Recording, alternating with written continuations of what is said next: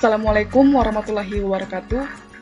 Pada kesempatan kali ini, kita akan membahas soal-soal UTBK materi kuantitatif. Soal pertama, perhatikan beberapa kejadian atau peristiwa berikut. Nomor 1, munculnya mata dadu 7 dari hasil pelemparan sebuah dadu.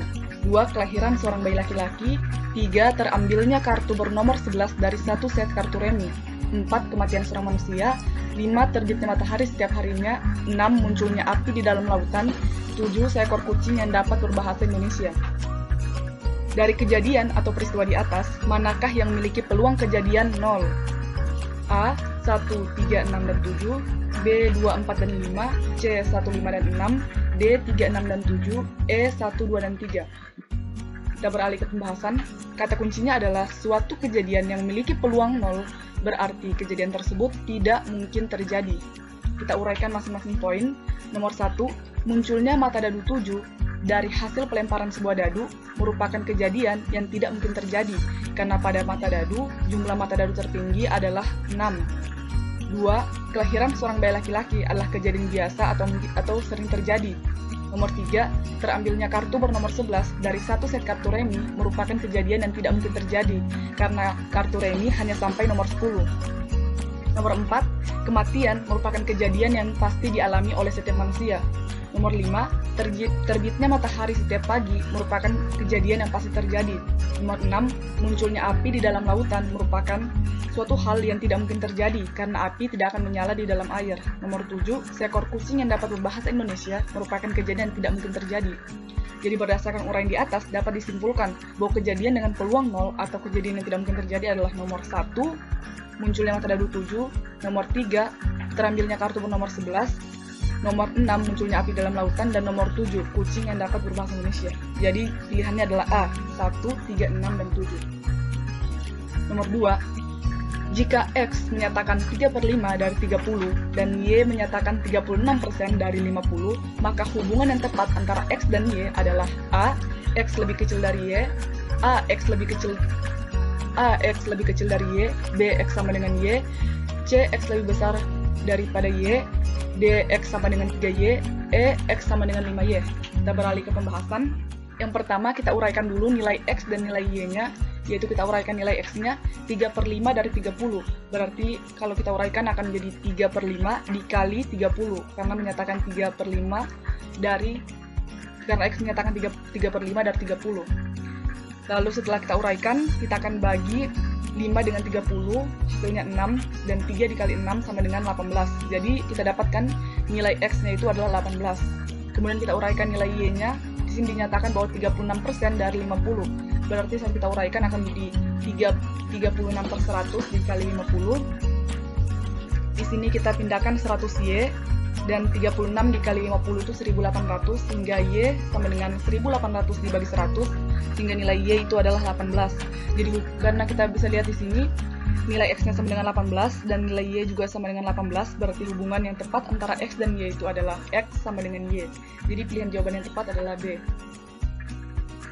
Nomor 3, Mang Doyong adalah seorang makelar sepeda motor yang membeli sebuah sepeda motor bekas dengan harga 8 juta. Kemudian ia memperbaiki sepeda tersebut dengan menghabiskan uang sebesar 2.230.000. Setelah itu, sepeda tersebut dijual dan laku dengan harga 9.250.000. Persentase untung yang diperoleh oleh Mang Doyong adalah A. 12%, B. 14%, C. 15,4%, D. 16,2%, E. 19%. Kita beralih ke pembahasan. Yang diketahui harga belinya itu adalah 8 juta. Biaya perawatannya itu 230.000.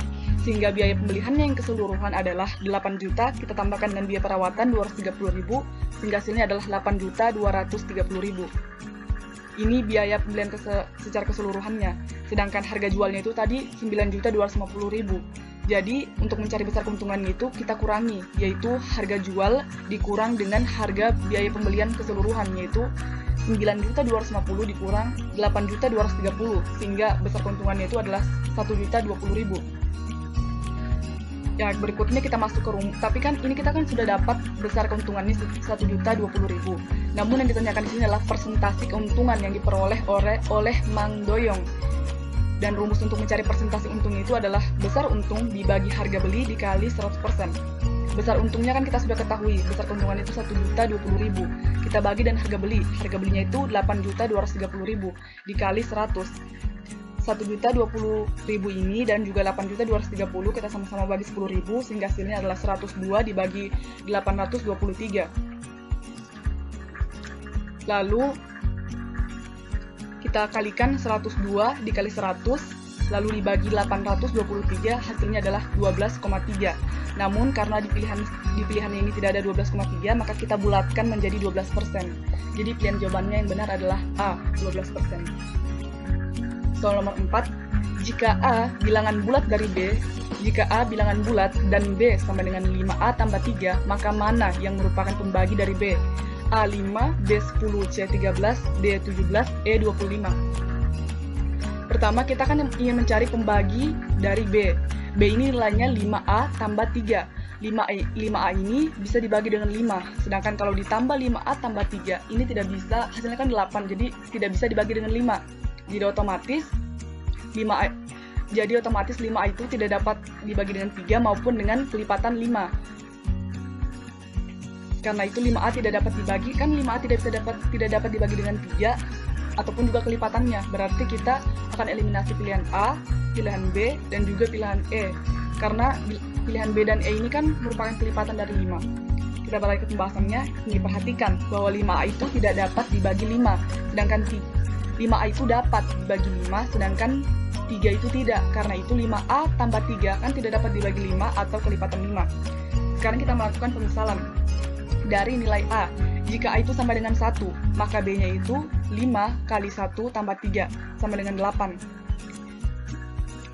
Ini kan tidak ada dalam pilihan. Kita misalkan lagi, jika A-nya sama dengan 2, maka kalau kita misalkan itu A sama dengan 2, maka B 5 dikali 2, 10 tambah 3, 13. Ada di pilihan C. Jadi pilihan itu yang benar adalah C. Namun jika kita masih ingin mengujinya, kita akan uji jika A itu sama dengan 3, maka B 5 kali 3, 15, tambah 3, 18. Tidak ada dengan pilihan. Berarti yang benar itu adalah C, 13. Jadi bilangan yang merupakan pembagi dari B adalah C, 13. Nomor terakhir, jika X sama dengan 12% dari 48 dan Y sama dengan 48% dari 10, maka hubungan yang tepat adalah A. X lebih kecil daripada Y, B. Hubungan antara X dan Y tidak dapat ditentukan, C. X sama dengan Y, D. X kurang Y, E. X lebih besar daripada Y. Pembahasan, jika X 12% dari 48 dan Y 48% dari 10, maka hubungan yang tepat kita akan uraikan X sama dengan 12% dari 48. Pada saat diuraikan, hasilnya akan menjadi X sama dengan 12% dikali 48, maka hasilnya adalah 12 dikali 100, kan 12% dikali 48, hasilnya adalah 5,76. Karena